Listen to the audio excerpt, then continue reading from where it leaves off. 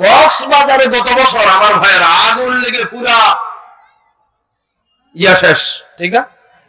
এরপরে ঢাকাতে আগুন লাগে। বুঝতে হবে এটা কিন্তু আল্লাহর রহমত নয়, এটা কি করোনা ভাইরাস আছে না নাই? আছে না? এখন একটু কমছে, আল্লাহ ইচ্ছে করলে বাড়াতে পারেন, পারেন কিনা? আমার ভাইরা বলেন তো দেখি, ভূমিকম্প আছে না নাই? তুরস্কে ভূমিকম্প হলো। বিশ্বাস করুন ভাই, আমাদের দেশেও কিন্তু ভূমিকম্পের আওতায় আছে না নাই? আমার ভাইরা তুরস্কে ভূমিকম্প হলো, এক সেকেন্ডে আমার ভাইরা সারা তুরস্কের ভিতরে প্রায় 50,000 লোক বিদায় হলো, ঠিক না? আমাদেরকে সতর্ক হওয়া লাগবে ভাই। তুরস্কের মতো মহা দুর্যোগ বাংলাদেশেও আসার সম্ভাবনা আছে, ঠিক না? সুতরাং এই মহা বিপর্যয় থেকে যদি বাঁচতে চান, ভাইরাস যদি থাকে 4টা ছাড়া লাগবে। পারবেন তো? কথা কেন পারবেন তো? 1 নম্বর লক্ষ্য করুন আমার ভাইয়েরা, যে এলাকার ভিতরে আল্লাহর ওয়াজ বাদ দিয়ে, নবীর ওয়াজ বাদ দিয়ে ওয়াজ চলে, ওই এলাকার ভিতরে গজব নাজিল করেন কে? কথা কারা বলেন তো দেখি আমার ভাইয়েরা। বাংলাদেশে আল্লাহর ওয়াজ কম চলে না বেশি চলে? কয়েকজনকে বেশি চলে। আরে ভাই, আমি সারা বাংলাদেশে ঘুরতেছি, সারা বাংলাদেশে ঘুরলাম, ঘুরে দেখতেছি ভাই আল্লাহর ওয়াজ কই? সব জায়গায় শুধু বড় হুজুরের ওয়াজ আর ছোট হুজুরের ওয়াজ। আছে না নয়?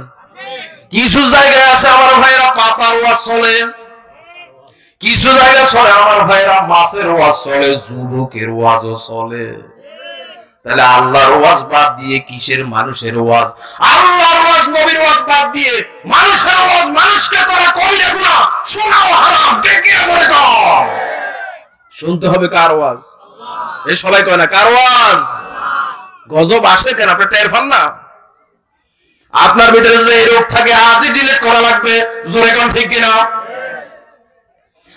আমার ভাইয়েরা, 2 নম্বর কারণ হলো যে এলাকার ভিতরে জুলুম বাড়ে, ওই এলাকার ভিতরে গজব নাজিল করেন কে?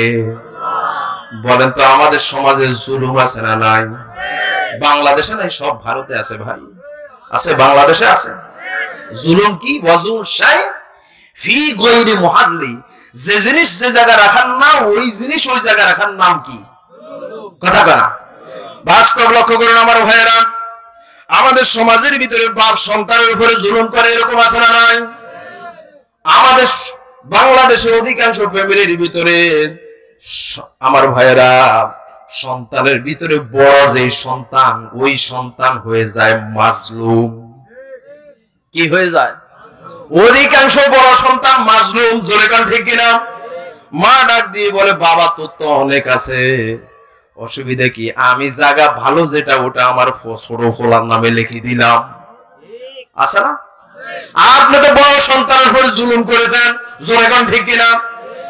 আপনার সংসারের ভিতরে বড় থেকে ছোট পর্যন্ত সব কাজে বড় ছেলেকে লাগে কি লাগে না? আমার ভাইরা, ভাগ দেওয়ার সময় তাকে বড়টা দেওয়া লাগবে। যদি না দেন তার উপরে কি হবে? কথা বলা কি হবে? লক্ষ্য করুন কান লাগান আমার ভাইরা, আমাদের সমাজের ভিতরে আমার ভাইরা মেয়েকে দোয়া করে দেয়, ছেলেদেরকে সব দেয়, এরকম আছে না নাই? কথা কয় না?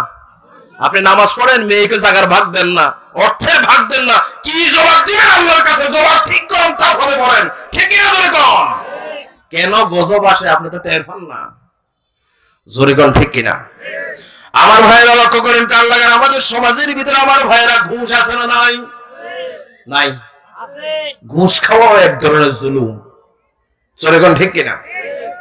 আমার ভাইরা, সাতপুরে এই রোগ আছে, আপনাদের ফিরোজপুরে আছে কিনা আমি জানি না, টাকা ছাড়া ফাইল লড়ে না। টাকা ছাড়া কি? কথা কয় না? ওরে আল্লাহ, ফাইল এই লেখ থেকে ওই লাইনে যাবে, টাকা লাগবে 500। দেখছেন নি ফাইলে ফাইল না? দেখছেন নি কারবার? আমার ভাইরা, আমি আমার মসজিদের জন্য বাজেট আনলাম চাঁদপুরে। আমি একটা মাদ্রাসা চালাই, ফাউন্ডেশন।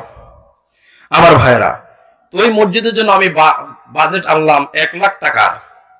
আমি টাকার জন্য গেলাম, আমার ওকে হুজুর টাকা পাইবেন 45,000। হ্যাঁ কত? আমি বললাম ভাই টাকা পাইলাম 1 লাখ, কয় হুজুর সইও করম লাগবে 1 লাখের ভিতরে, কিন্তু টাকা পাইবেন কত? আমারে তো ভাই তো 45 পাবো। আমি বললাম 45 পাবো কেন? কয় 45 পাইবেন, সই করম লাগবে 1 লাখের মধ্যে, বাকি টাকা। আমি বললাম বাকি টাকা গেল কই? কয় সব উপরওয়ালা খাইয়া লাইছে। কারা খাইছে? এরকম উপরওয়ালা আছে না নাই? কথা কোন আছে না নাই? আমি বললাম আচ্ছা ঠিক আছে দেন, সরকারি টাকা তো নিয়ে যায়, অসুবিধা নেই। হুজুর আমার ফিস আগে। কার ফিস আগে? ফিস দেন নইলে 40,000 বাদ। কথা বুঝেন নাই? এরকম রোগ হয়েছে কি হয় নাই? কথা বলা হয়েছে কি হয় না? আপনার নামাজ দিয়ে কোনো লাভ হবে না। যদি ঘুষ খান আল্লাহর কসম করে নামাজ কবুল হবে না। ঠিক কি না বলেন? আমার ভাইয়েরা লক্ষ্য করুন, কান লাগান। গজব আসে কেন না আপনি তো টের পান না। যাতে ঘুষ দেয়, 5 লাখ টাকা ঘুষ দেওয়ার পর অফিস থেকে বাইর হওয়ার সাথে সাথে আল্লাহর কাছে ওই লোকটা হাত তুলে, কারণ হলো ওই লোকটা হলো মাজলুম। ওই লোকটা কি? আল্লাহর কাছে বলে আল্লাহ তাআলা এই লোকটা তো ওই লোকটা তো আমার ফাইলের ভিতরে বিনা ফলে সই করার কথা, কিন্তু সই করে না। ও যে 5 লাখ টাকা নিল, আল্লাহ তোর গোষ্ঠী সুদ্ধা শেষ করে দাও। কথা কোন ঠিক কিনা? যার কারণে আমি দেখছি আমার ভাইরা যারা ঘুষ খায়, সুদ খায়, এদের সংসারে শান্তি নাই, শুধু অভাব, শুধু অভাব। কামায় 5 লাখ, খরচ হয় 7 লাখ। কথা কি বাস্তব না বানাই বললাম? এই রোগ যদি থাকে ডিলিট করা লাগবে। গজব আসে কেন? আপনি টের পান না? আরো গজব আসবে, অপেক্ষা করেন। কিতাবের 20টার মতো নাজিল হবে গজব। ঠিক কিনা ধরে কন? আমার ভাইয়েরা লক্ষ্য করুন, কান লাগান। স্বামী স্ত্রীর উপরে জুলুম আছে না নাই? কথা কয় না? আমার ভাইয়েরা মহৎ দেওয়ার কথা। আমার ভাইয়েরা স্বামী স্ত্রীকে মোহর না দিয়ে যৌতুক আনে, এরকম রোগ আছে না নাই? কথা কয় না? আছে না নাই? আপনাদের এলাকায় এখনো শুরু হয় না।